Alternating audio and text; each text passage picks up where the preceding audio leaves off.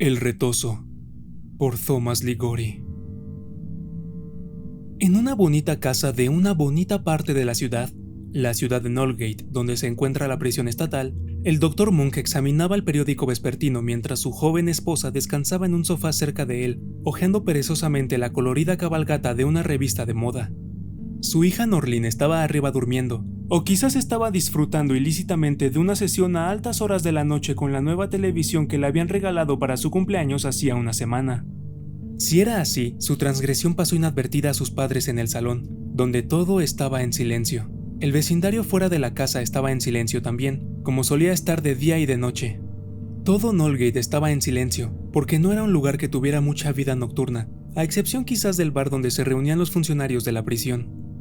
Un silencio tan persistente ponía nerviosa a la mujer del doctor, por no hablar de su existencia en un lugar que parecía a años luz de la metrópoli más cercana.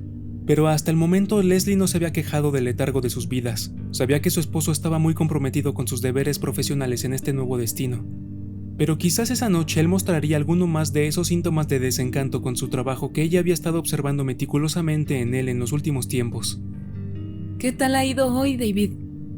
Le preguntó mientras miraba con ojos radiantes por encima la cubierta de la revista, donde otro par de ojos irradiaban una mirada brillante. Has estado muy silencioso durante la cena. Ha ido como siempre, dijo el Dr. Monk sin bajar el periódico de Ciudad de Provincias para mirar a su esposa.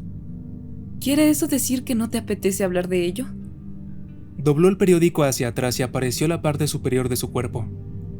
Ha sonado así, ¿verdad? Sí, definitivamente ha sonado así. ¿Estás bien? Preguntó Leslie, dejando a un lado la revista sobre la mesa de café y prestándole toda su atención. Tengo serias dudas. Así es como me siento, dijo él con una especie de ensimismamiento distante. Leslie vio entonces la ocasión de ahondar un poco más. ¿Dudas de algo en particular? Dudo de todo, respondió él. ¿Te apetece que sirva unas copas? Te lo agradecería muchísimo. Leslie se desplazó al otro extremo del salón y sacó unas botellas y unos vasos de un aparador. De la cocina llevó unos hielos en una cubitera de plástico marrón. Los sonidos de sorbos eran la única intrusión en el gran silencio que reinaba en el salón. Las cortinas estaban echadas en todas las ventanas excepto en la del rincón, donde posaba una escultura de Afrodita. Al otro lado de la ventana se veía una calle alumbrada por farolas, aunque desierta, y un trozo de luna sobre el abundante follaje primaveral de los árboles. Ahí tienes, una copichuela para mi querido maridito que tanto trabaja, dijo ella al tiempo que le pasaba un vaso de cristal muy grueso por la base y tan fino por el borde que parecía desaparecer. Gracias, realmente me hace falta un trago. ¿Por qué? ¿Problemas en el hospital? Ojalá dejaras de llamarlo hospital. Es una prisión, como bien sabes. Sí, por supuesto. ¿Podrías pronunciar la palabra prisión de vez en cuando? De acuerdo. ¿Qué tal van las cosas por la prisión, querido? ¿Te ha echado la bronca el jefe? ¿Los internos se portan mal? Leslie se contuvo antes de que la conversación derivara en una discusión. Dio un buen trago a su bebida y se calmó. Disculpa el sarcasmo, David. No, me lo merezco. Proyecto mi ira en ti. Creo que sospechas desde hace tiempo lo que no soy capaz de admitir por mí mismo. ¿Y qué es eso?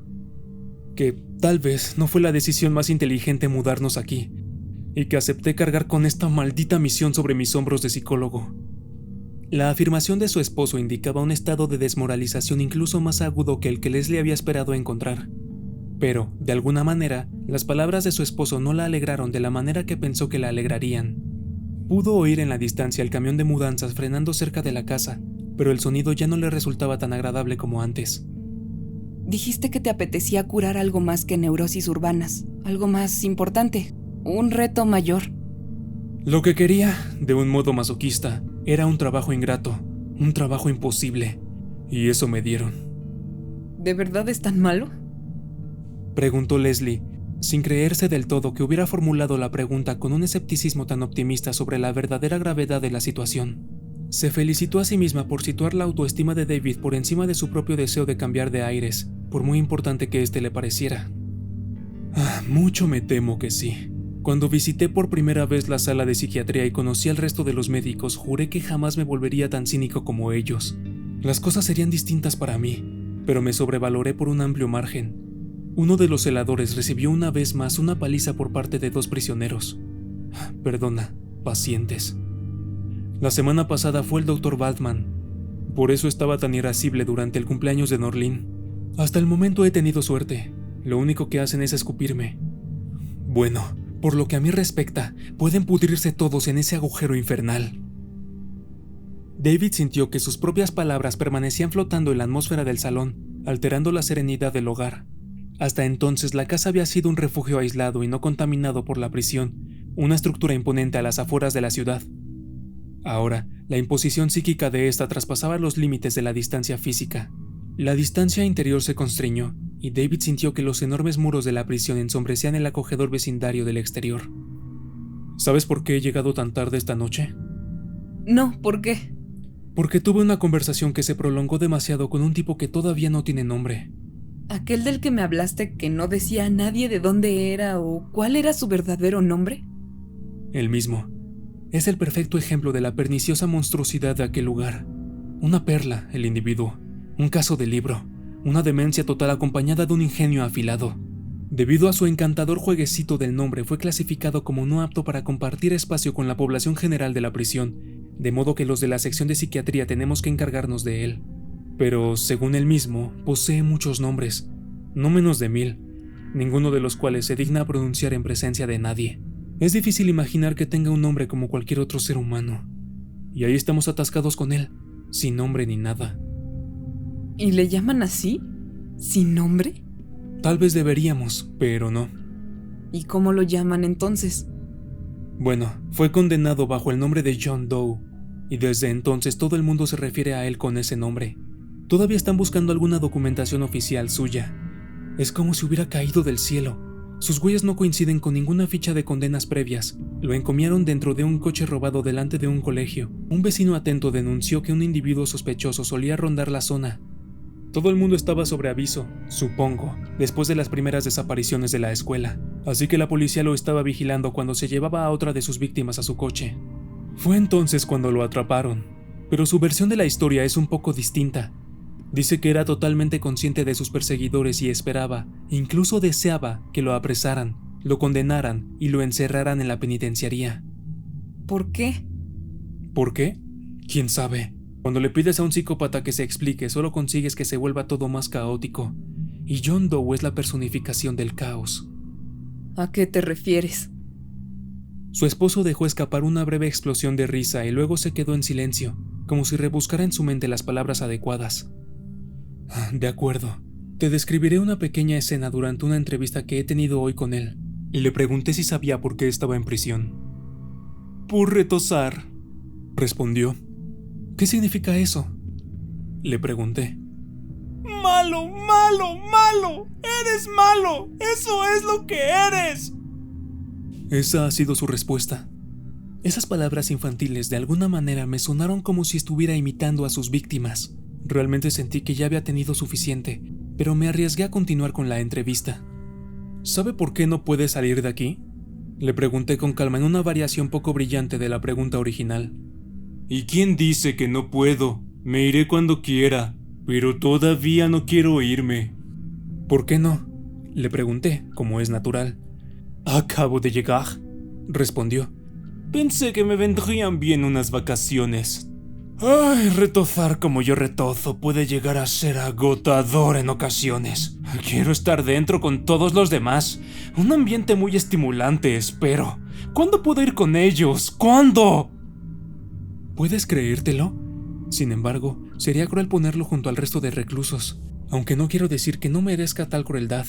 El interno medio no ve con buenos ojos el tipo de delito cometido por Doe. Lo ven como algo que perjudica la imagen de ellos mismos, teniendo en cuenta que ellos son tan solo delincuentes comunes, atracadores, asesinos y demás. Todo el mundo necesita sentir que es mejor que otros. Realmente no se podría predecir lo que ocurriría si lo pusiéramos allí dentro y los otros averiguaran por qué ha sido condenado. ¿Así que tiene que permanecer en la sección de psiquiatría durante toda su condena? Preguntó Leslie. Él no lo cree. Estar interno en un correccional de máxima seguridad es su idea de pasar unas vacaciones, ¿recuerdas? Cree que puede marcharse cuando lo desee. ¿Y puede? Preguntó Leslie con una clara ausencia de sorna en su voz. Este había sido uno de sus peores temores de vivir en una ciudad penitenciaria, que no muy lejos de su propio patio había una horda de demonios planeando escapar a través de lo que se imaginaba paredes bastante finas.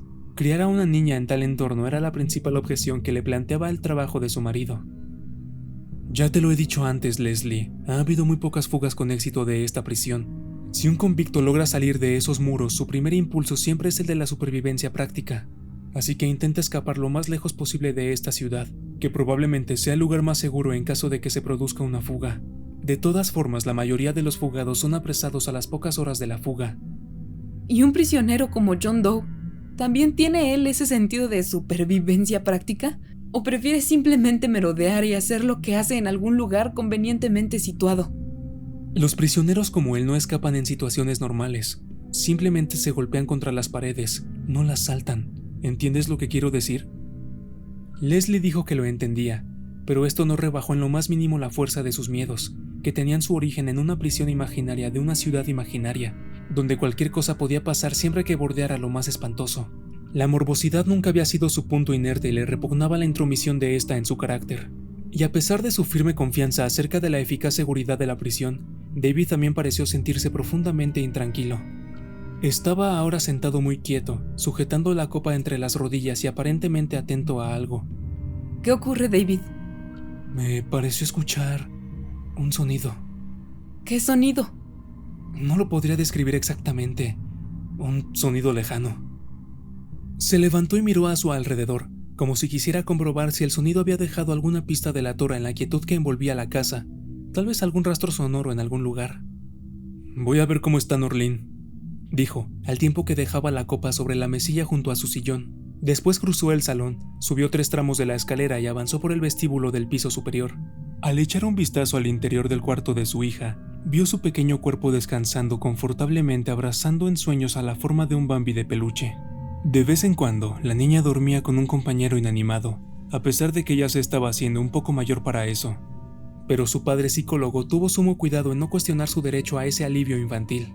Antes de salir de la habitación, el Dr. Monk bajó la ventana que estaba entreabierta aquella cálida noche de primavera.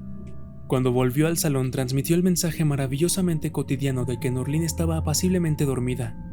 Con un gesto que contenía un cierto sabor a celebración de alivio, Leslie sirvió 2 nuevas copas y a continuación dijo: David, has dicho que mantuviste una charla prolongada con el tal John Doe. No es que sienta curiosidad morbosa ni nada parecido, pero ¿lograste que te revelara algo de sí mismo? ¿Alguna cosa? Oh, claro, replicó el Dr. Monk al tiempo que hacía rodar un cubito de hielo en la boca. Su voz sonaba ahora más relajada. Se podría decir que me contó todo sobre sí mismo, pero era un sinsentido, los desvaríos de un maníaco. Le pregunté sin mostrar mucho interés que de dónde era. De ningún lugar, respondió como un idiota psicótico. De ningún lugar, insistí. Sí, de allí precisamente, Herr Doctor. No soy uno de esos snobs que se da muchos aires y se pavonea de ser de algún rincón altisonante de la geografía. Geografía. Extraña palabra. Me gustan todos los idiomas que tienen ustedes. ¿Y en dónde naciste? Le pregunté como alternativa brillante a la pregunta original. ¿A qué época se refiere, niño malo? Me respondió, y así continuó. Podría seguir con este diálogo. Reconozco que la imitación de John Doe te sale de maravilla. Gracias, pero no podría seguir imitándolo mucho más tiempo. No me resultaría nada fácil imitar sus distintas voces, acentos y grados de fluidez. Puede que sea un tipo de personalidad múltiple, no estoy seguro. Tengo que revisar las cintas de grabación de mis entrevistas con él para ver si aparece algún patrón de coherencia. Posiblemente algo que los detectives podrían usar para determinar quién es este tipo en realidad. Lo más trágico de todo esto es que conocer la identidad legal de Doe es un mero formalismo en estos momentos. Simplemente se trata de atar cabos sueltos. Sus víctimas están muertas y murieron de una forma horrible. Eso es lo único que importa ahora. Sin duda, en algún tiempo fue el hijo pequeño de alguien, pero no puedo fingir que me preocupen ya sus datos biográficos. El nombre que aparece en su certificado de nacimiento, dónde creció, quién lo convirtió en lo que es hoy. No soy un esteta de las patologías. Jamás he tenido la ambición de estudiar una enfermedad mental sin que esto suponga algún tipo de mejora. Así que, ¿por qué perder mi tiempo intentando ayudar a alguien como John Doe que no vive en el mismo mundo que nosotros desde un punto de vista psicológico?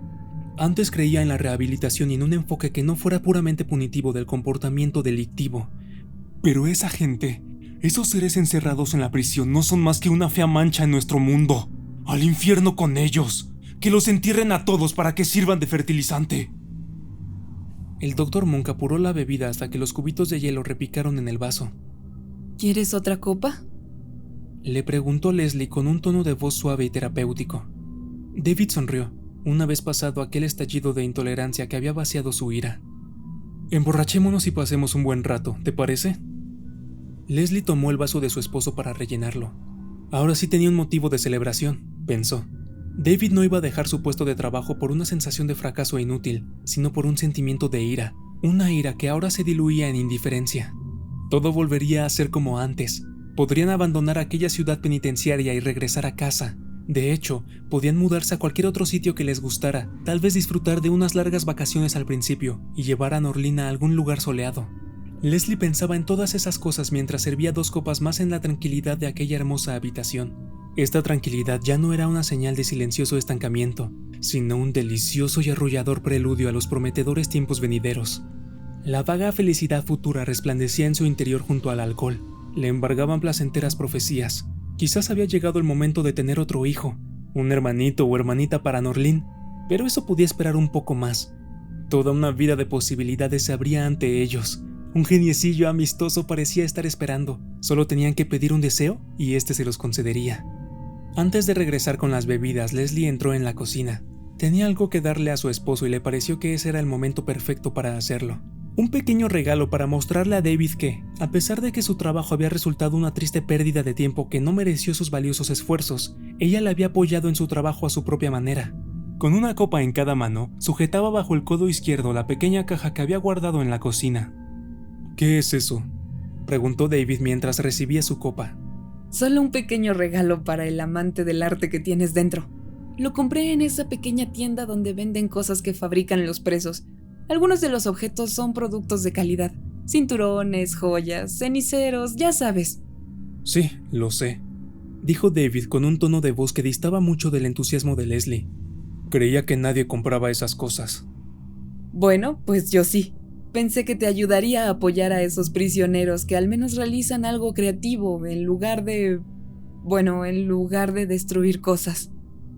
La creatividad no es siempre indicativo de la belleza, Leslie, advirtió David a su esposa. Espera a verlo antes de juzgarlo, le dijo, al tiempo que retiraba la tapa de la caja.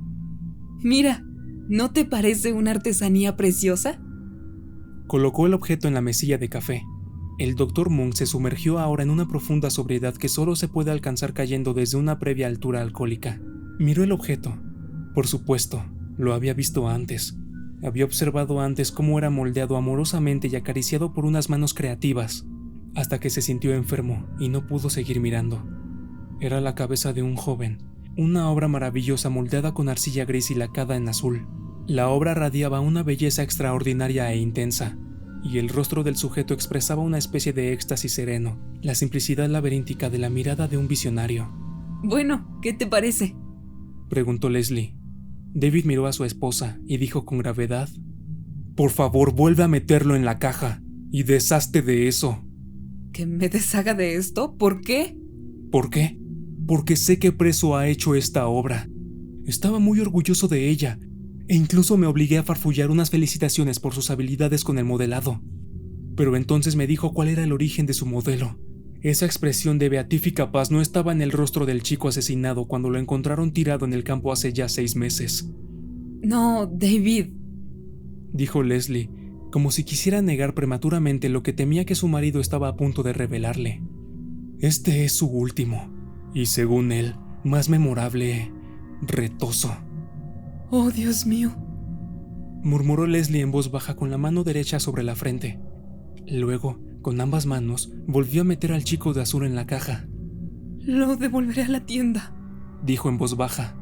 Hazlo pronto, Leslie. No sé durante cuánto tiempo más viviremos en este domicilio.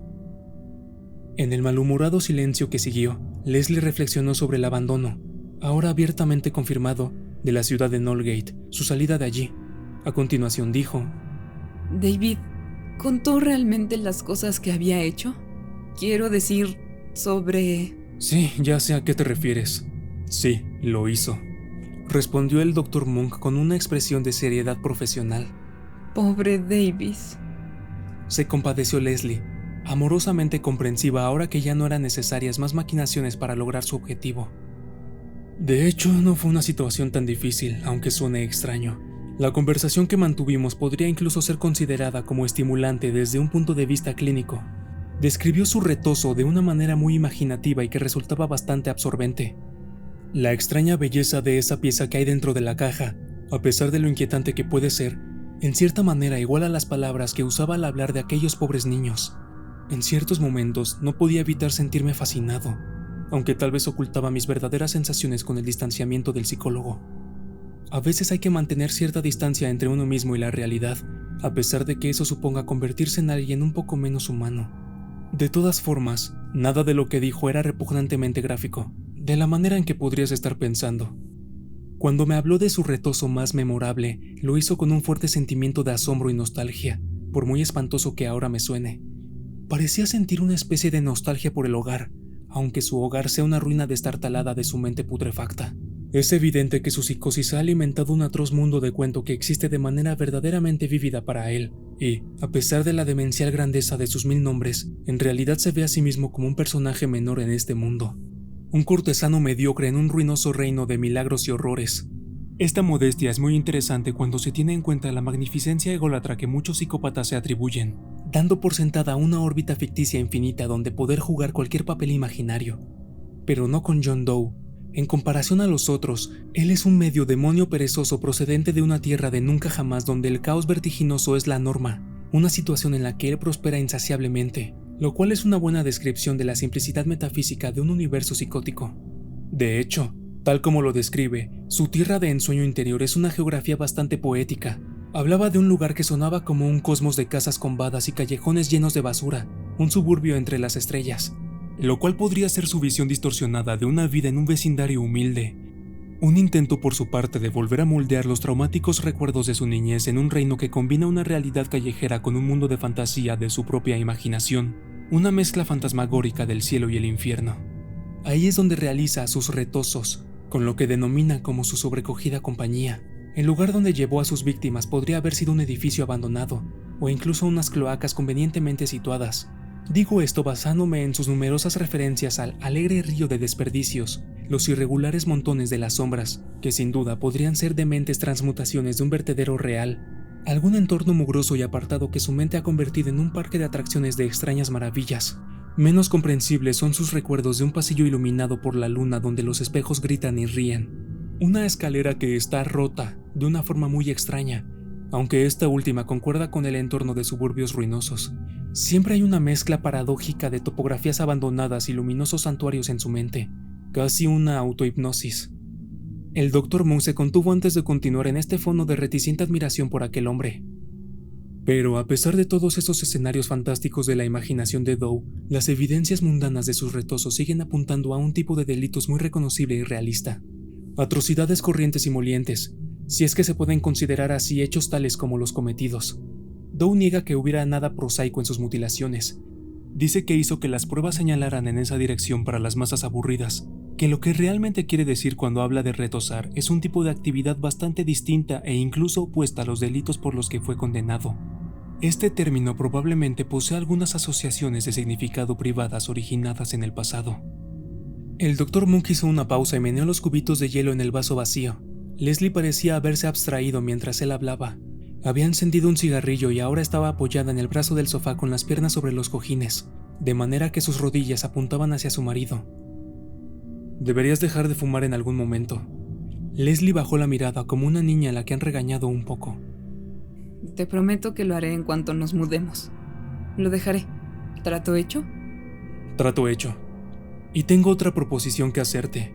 Primero deja que te diga que he decidido comunicar por fin mi dimisión. ¿No es un poco pronto? Preguntó Leslie, esperando que no lo fuera. Créeme, nadie se sorprenderá. No creo ni siquiera que a nadie le importe. De todas formas, mi proposición es que mañana nos llevemos a Norlin y alquilar una casa en el norte para pasar unos días allí. ¿Recuerdas cuánto le gustó el verano pasado? ¿Qué me dices? Suena bien. concedió Leslie con un temblor de entusiasmo en la voz. Muy bien, de hecho. Y en el camino de vuelta podemos dejar a Norlin en casa de tus padres. Puede quedarse allí mientras nosotros nos ocupamos de desalojar la casa y quizás encontrar un apartamento provisional. No creo que les importe ocuparse de Norlin durante una semana o así, ¿verdad?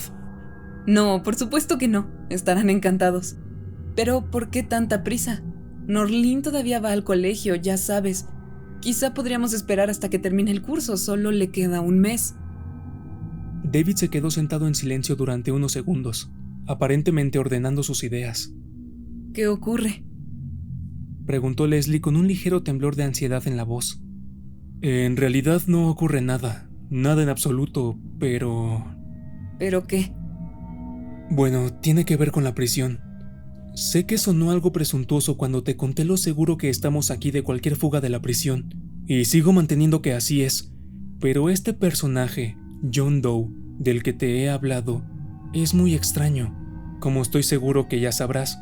Sin embargo, realmente no se me ocurre nada que decir que tenga sentido. Leslie interrogó a su esposo con la mirada. Creo que dijiste que los internos como él solo se golpean contra las paredes, que no... Sí, la mayor parte del tiempo él es así, pero en ocasiones... ¿Qué intentas decir, David? Preguntó Leslie, que estaba comenzando a contagiarse de la inquietud que su esposo intentaba ocultarle. Es algo que dijo Joe cuando hablamos hoy.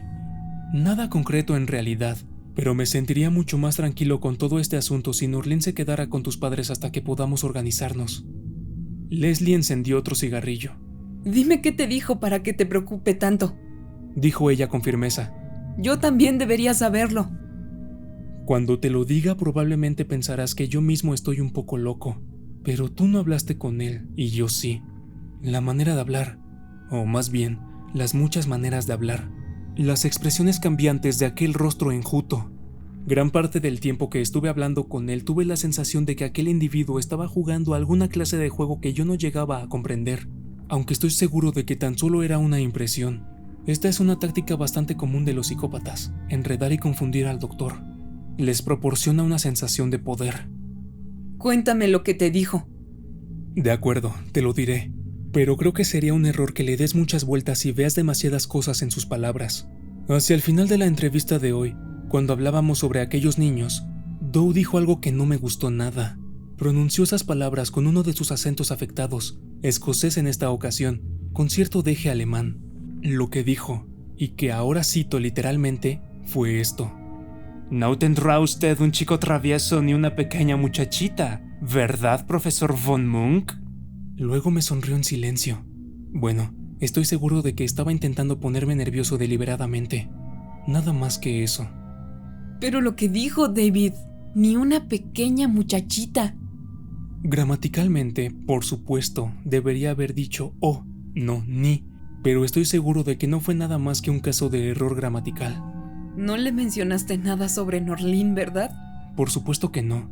No es precisamente la clase de cosas de las que hablaría con esa gente. Entonces, ¿por qué lo dijo así? No tengo ni idea. Posee una extraña clase de agudeza mental, y la mayor parte del tiempo habla con vagas sugerencias y bromas sutiles. Quizás ha oído algo sobre mí a alguno de los funcionarios, supongo. También podría ser simplemente una coincidencia inocente. Miró a su esposa para que lo comentara. Probablemente tengas razón, dijo Leslie con un entusiasmo ambivalente por creer en esta conclusión. En todo caso, creo que entiendo por qué quieres que Norlin se quede con mis padres. No es que vaya a ocurrir nada. En absoluto. No hay ningún motivo para pensar que pueda suceder algo. Sin duda es el típico caso del doctor psicoanalizado por su paciente. Pero ya me da igual. Cualquier persona razonable estaría un poco asustada después de enfrentarse un día tras otro con el caos y el peligro físico de ese lugar. Asesinos, violadores y los desechos de los desechos. Es imposible llevar una vida normal mientras se trabaja en esas condiciones. Tú viste cómo estaba en el cumpleaños de Norlin. Lo sé. No es que sea el mejor vecindario para criar a un hijo.